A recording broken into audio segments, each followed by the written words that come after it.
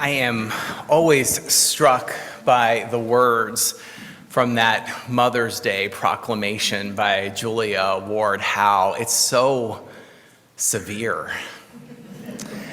It's so unlike the affect, the emotion that attaches to Mother's Day today, which, was sort of the way that, Hallmark has helped to shape it, has become a more or less sentimental holiday. Some of us arrive today with ambivalent feelings about this day, and I do honor that. We don't all have happy and easy relationships with our parents and with our mothers, but nonetheless, many of us arrive at this day holding on to that more sentimental and pleasant attachment to the holiday. And I know later today I'm going to be calling my mom and checking to see if she received the gift that I had sent her and telling her Happy Mother's Day. But that's not how Mother's Day started. Mother's Day started with Julia Ward Howe organizing a Mother's Day for peace. It was initially a day in which her vision was that mothers would come together and demand that leaders would seek an end to violence, an end to bloodshed, an end to carnage, and that what they would seek to realize instead was a possibility of living in harmony and in peace. This goes really deeply into Julia Ward Howe's biography. She, as Emily mentioned, is best known for being not the creator of Mother's Day, that's a pretty big deal, right? But rather is being the author of the Battle Hymn of the Republic. And she wrote that because she was also a passionate abolitionist. And she wrote that as the country was gearing up for civil war. And that became sort of the unofficial/official anthem of the Northern cause. It was sung as these regiments were going into the war. And it was also sung in assemblies in order to whip up support for the war. What happened to Julia Ward Howe is that as the war was progressing, she felt called to go visit one of the battlefields. And what she saw there deeply changed the way that she felt about the situation. She thought that the call to violence needed to be resisted, and that there had to be a better way to resolve our problems and our conflicts. And we may look back at the Civil War and say there really was no other way. I'm not going to litigate that here in this sermon, but the truth for Julia Ward Howe was that the carnage that was reaped through that violence came at too great a cost. And so she recanted. She recanted her initial support for the war. She recanted her support for all war. She became a pacifist. And it was out of her pacifism that she created the Mother's Day for peace. And that, I think, is a really interesting place for us to start today. I've been thinking a lot about how we hold an idea of the future that has not arrived, such as an idea of peace, and how we can feel our way into that idea of peace, or an idea that something else could be possible, an idea that another future could be possible, even as we don't hold all of the answers today. I think a lot of times we hear people resist statements that are taken to be naive or idealist. Imagine peace from the 1960s, right? That is, we look at that, I see so many like smiles of recognition, and there's also this kind of feeling of like, oh, that was really nice, right? Like, that was so sweet that those kids in the 60s, some of them sitting here today, I'm sure, felt that, articulated that. But of course they grew out of it. And we all know better. We all know better. Imagine peace as just some dream that can't truly be realized. There is a philosopher who's really deeply influenced me recently. His name is Timothy Murphy. He's a theologian, and he's also a pastor. And he wrote this article on these kinds of slogans that we hold up, and he calls them propositions. So he names that we hold up these propositions for how things could be, like peace is possible, or imagine peace, some of the other ones that exist in the world today. Another world is possible. Black lives matter. The future is feminist. Water is life. And many of them are attached to ideals that if we are to look at the shape that our politics and our society is taking and has taken, we can say they're pretty much empirically unverifiable and even falsifiable. I'll go through some of these because I think this is important. Another world is possible.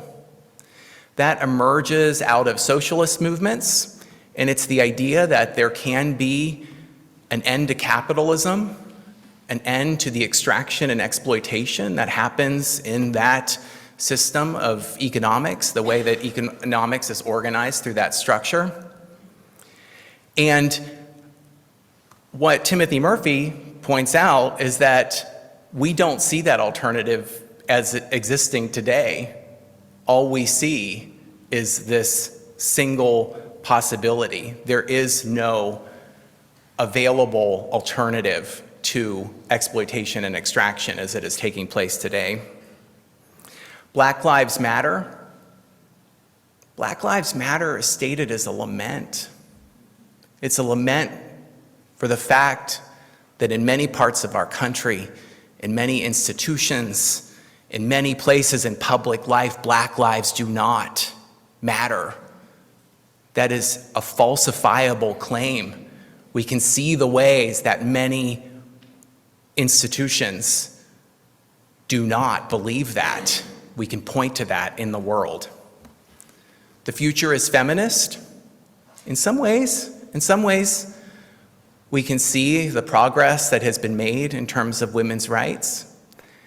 And I also see some grimaces here, because we can also look at the last couple of years and see the backsliding that has happened.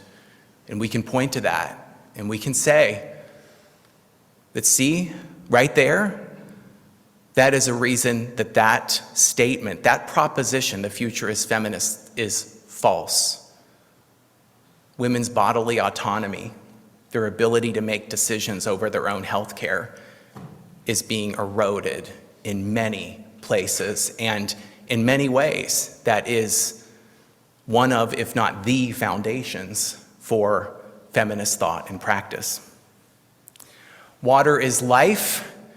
It is an idea that the environment and that the resources that we have, they should be protected and cherished and treated above the importance of profits. It emerged out of communities that organized at Standing Rock against the Dakota Access Pipeline.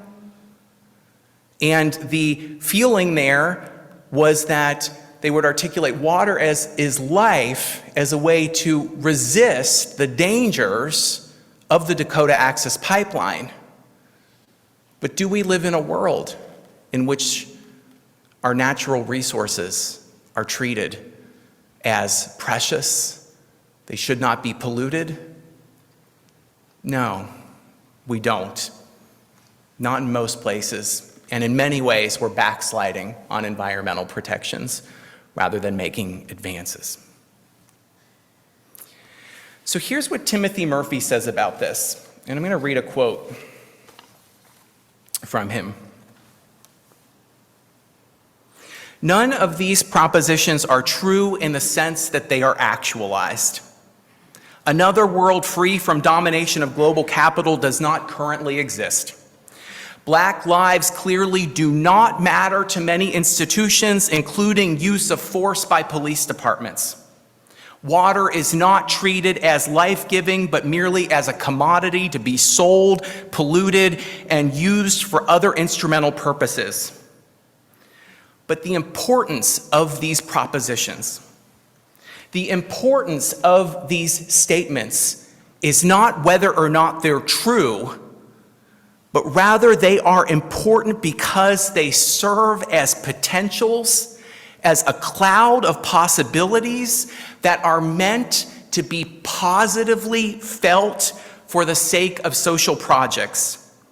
Rather than being objectively true, each proposition is saying something interesting, provocative.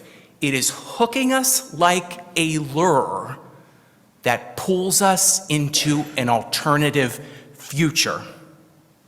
It allows us to envision a better world and encourage others to mutually conspire to create that world in which such vision becomes actuality.